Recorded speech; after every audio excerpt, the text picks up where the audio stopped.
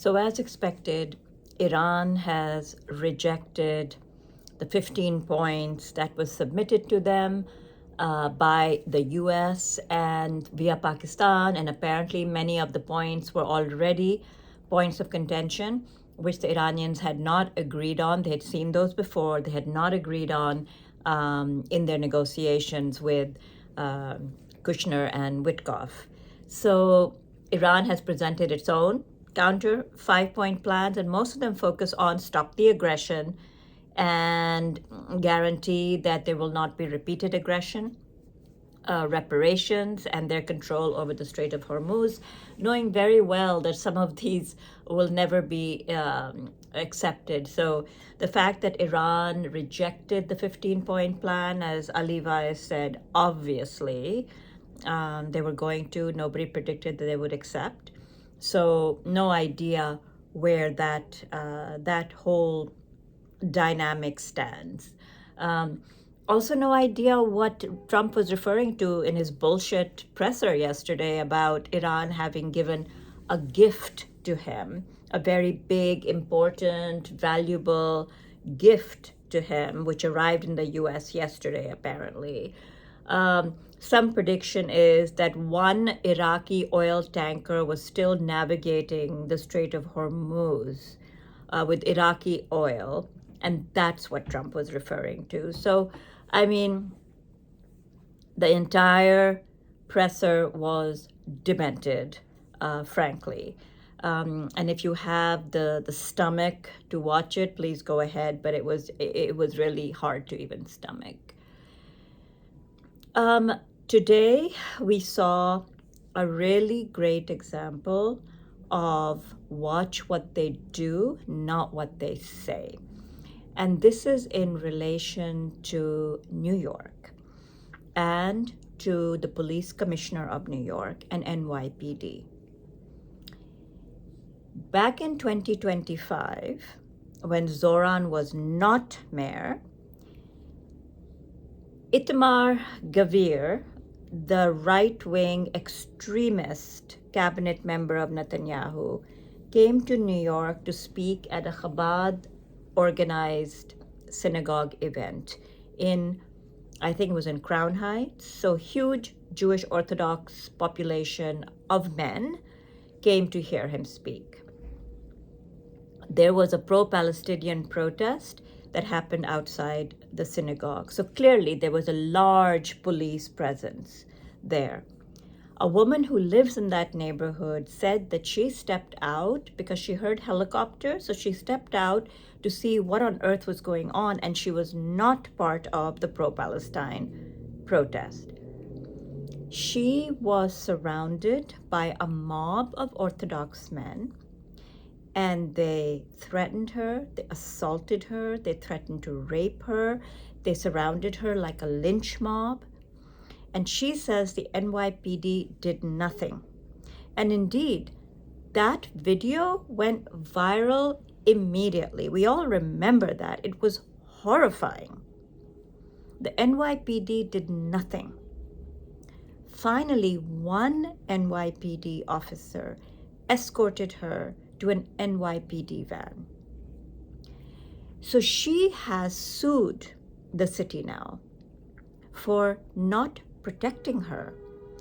And she is saying that not only did they not protect her, but the fact that the mob, the lynch mob, saw that she was not being protected by the NYPD, that emboldened them and incited them even further to become more threatening to her and to continue the assault and the rape threats.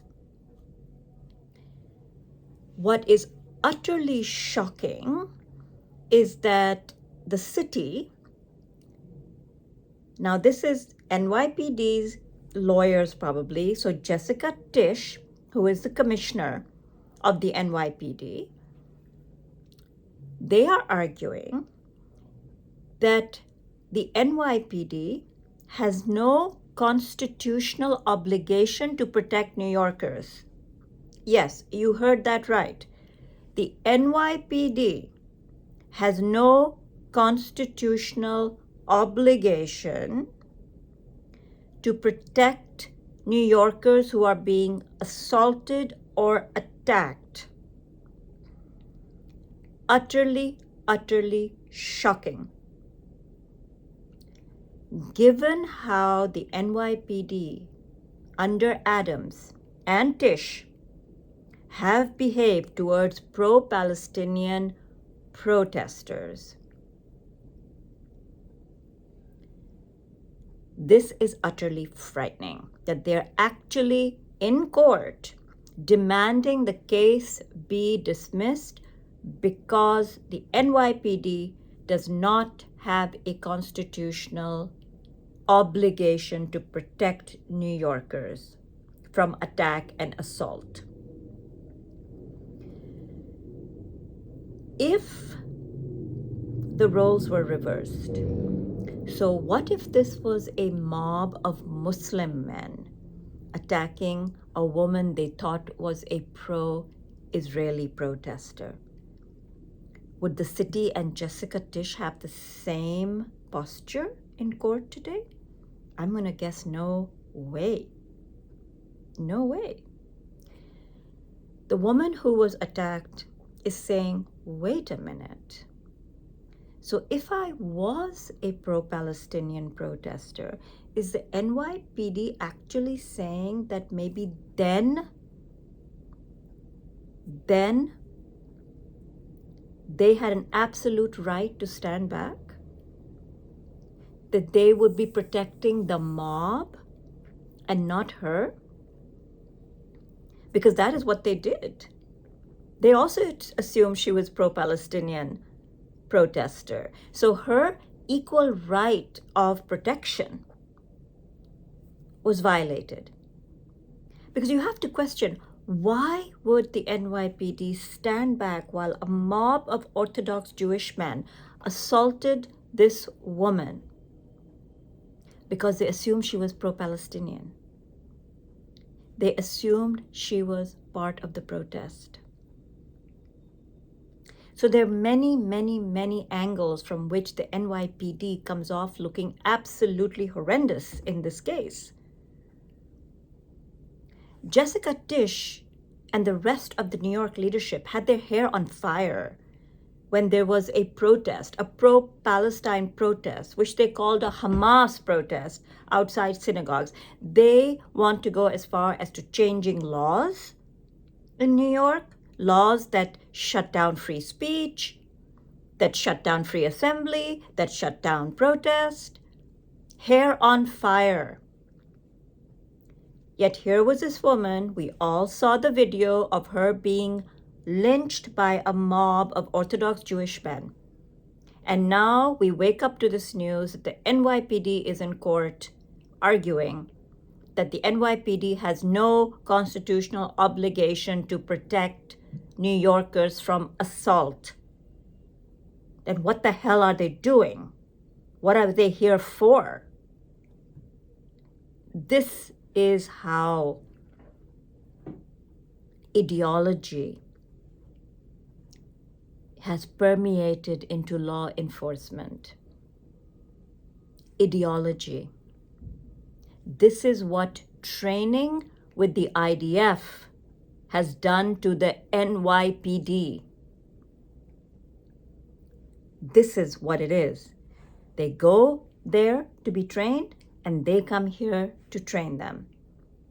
The result, you have a white woman, not a Palestine protester, being lynched by a mob of Orthodox Jewish men, and the NYPD standing back, doing nothing, and now in court saying they have no constitutional obligation to protect New Yorkers from assault. Now, this happened before Zoran's becoming mayor. So it remains to be seen what he does. Since the city is defending NYPD, he can drop the case against this woman. He can drop the defense, not the case against this woman. He can drop the defense that they are mounting. And he can make sure that some kind of recompense is made for her and that this never happens again. Because yes, NYPD should be obligated to protect us from assault, regardless of our ideology or what we're protesting or what we're wearing or what we look like. How frightening is this? But Jessica Tisch is the commissioner, and she allowed this to go forward. She did not do anything to protect this woman. She did not bring those officers to the mat to say, what the hell, even though there's video evidence. And now she's in court defending the non-action of protecting a woman from a lynch mob. Utterly, utterly shocking. Watch what they do, not what they say. It's a great example of that.